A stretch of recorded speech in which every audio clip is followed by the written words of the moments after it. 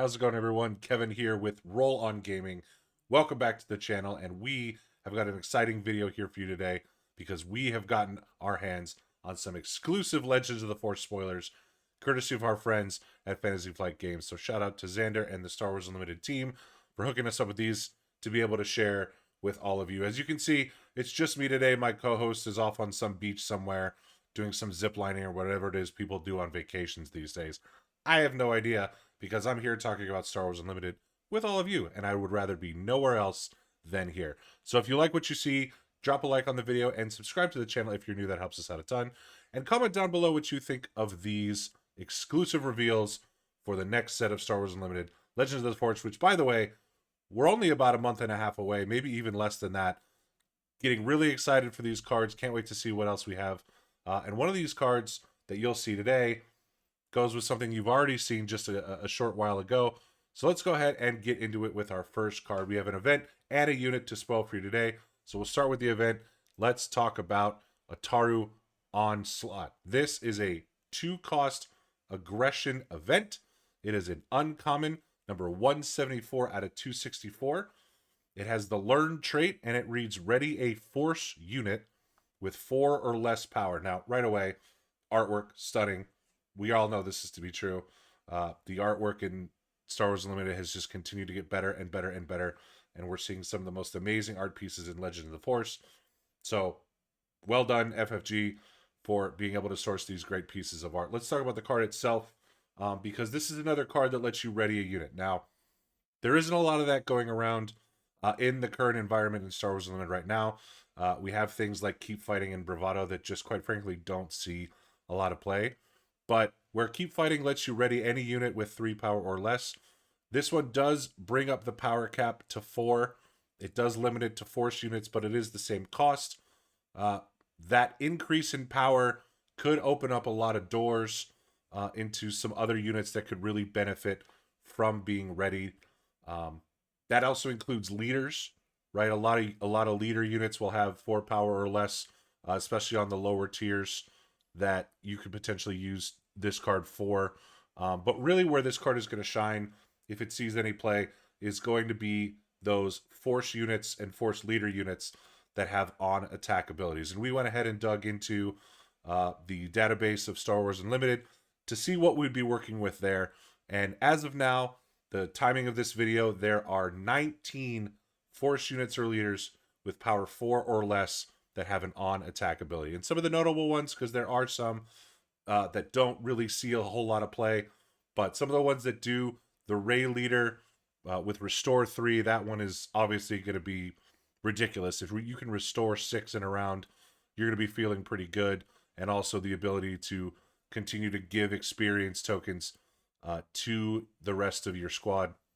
Feel pretty good about that one. Staying in Vigilance and Heroism, Kanan Jarrus, not the leader, but the unit from Spark of Rebellion. Kanan obviously discarding and letting you heal at the same time. 2 very powerful things that could add up if it's done twice, especially if he's not the only Spectre on the board. So that one could be particularly exciting, depending on what your strategy is with Kanan. And then both Luke leaders, right? You've got the Luke from Spark of Rebellion that can just dish out shields willy-nilly. You can do it twice with this card. And then already in the same color as Ataru Onslaught is the Pilot Luke leader from Jump to Lightspeed. On it, when attached as an upgrade, giving the unit on attack deal 3 damage to a unit. That's potentially 6 damage to a unit for the very low price of 2 resources. So there's definitely some stuff that could happen there with some previous cards. A newer card we've seen from Legends of the Force, the new Ezra Bridger unit. Again, staying in the Vigilance sphere, but being able to give multiple XP to specters and creatures that are on the board could potentially prove useful. Again, it just depends on how important Reset ends up being once Legends of the Force comes out. Not entirely sold on where this card could go, but it looks great. It has upside if you choose to use it. And that's really all we can ask when it comes to projecting ahead to the future. So let's move on to the next card here. We've got Talzin's Assassin. A lot of great implications that go with that name. Pretty excited about it. Let's dive in. This is a 4-cost Vigilance Villainy Ground unit. For those 4 resources, you're getting a 4/4 Force Knight unit. When played, you may use the Force, which spends your Force token, as we know.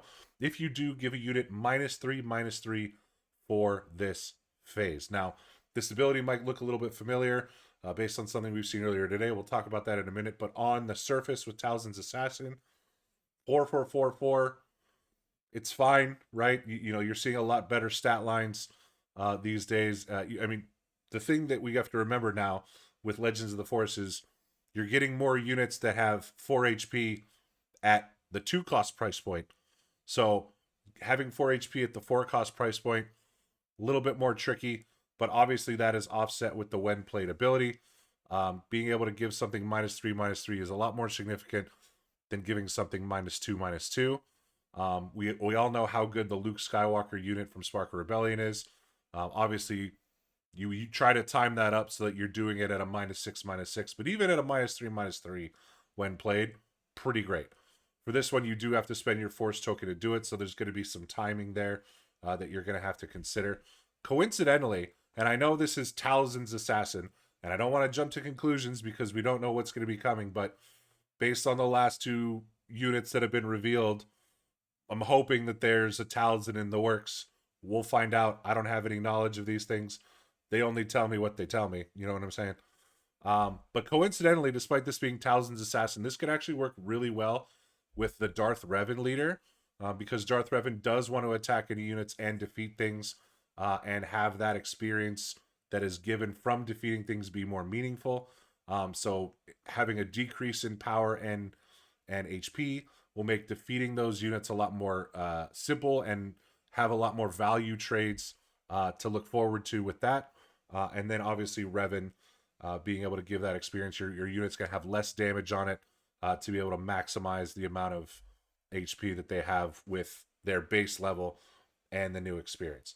So Talzin's Assassin is going to be really interesting to see how the minuses bear out when using the Force. Because if you look at Talzin's Assassin in tandem with the card that was just revealed earlier this morning in Karis, again, you have the 4 power on the 2 resource body, which is what I was referring to.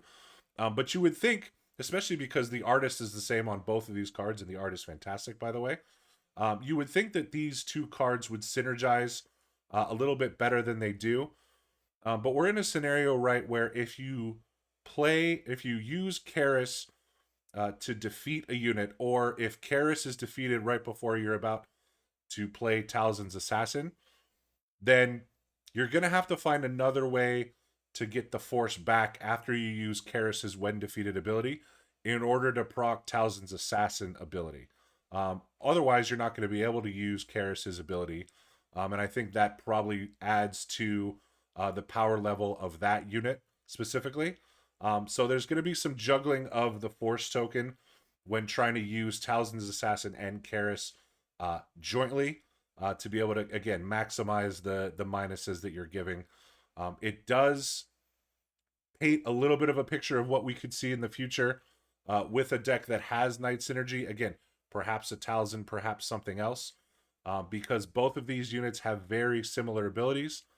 Maybe that is the strategy of a deck that features these 2 units, or at the very least features Knight units. Now, right now, there are only a few Knight characters that we've seen in all of Star Wars Unlimited. These would be the 5th and the 6th units, not including the Asajj Ventress leader that we got in Jump to Lightspeed.